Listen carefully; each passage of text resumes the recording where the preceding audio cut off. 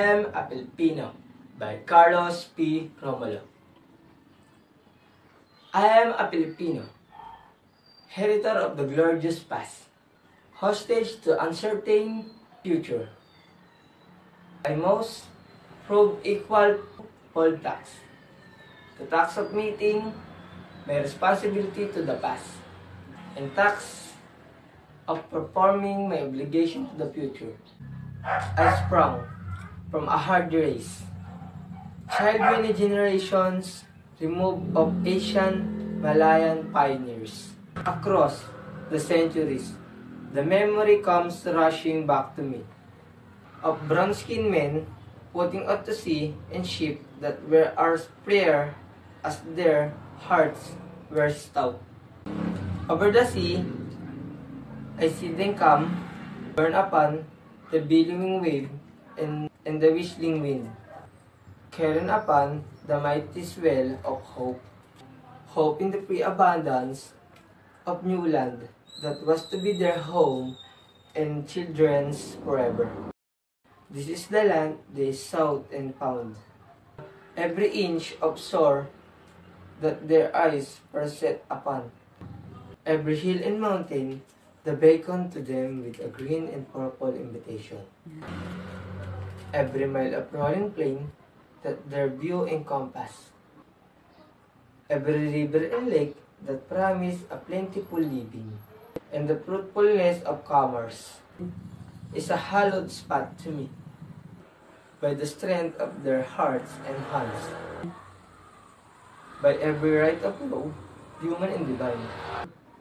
This land and all the appurtenances thereof, the black and fertile soil, the seas and lakes, and rivers teeming with fish, the forest with their inexhaustible wealth in wildlife and timber, the mountains with their bowels swollen with minerals.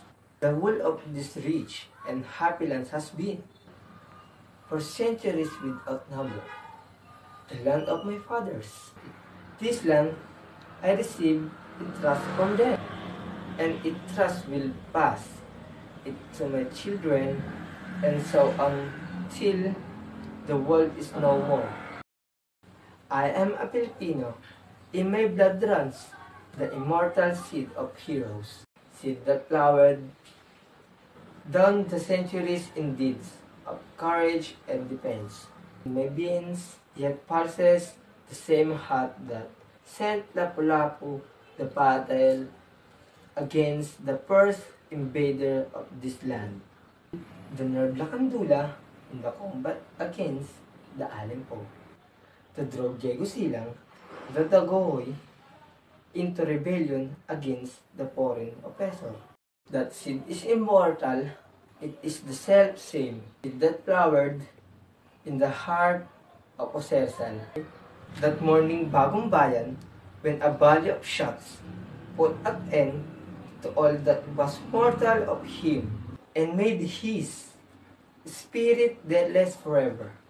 The same of flowered in the hearts of Bonifacio and Balintawak, of Gregorio del Pilar at Kiran Paz, of Antonio Luna at Kalumpit. The blooming flowers of frustration in the sad heart of Emilio Aguinaldo at Palanan, and yet burst forth royally against in the proud heart of Manuel L. Quezon, when he stood at last on the threshold of Asian Malacanang Palace, in the symbolic act of possession and racial vindication, out of the loose green of these 7,000 islas, out of the heartstring of 16 million people, all vibrating to one song, I shall weave the mighty fabric of my pledge.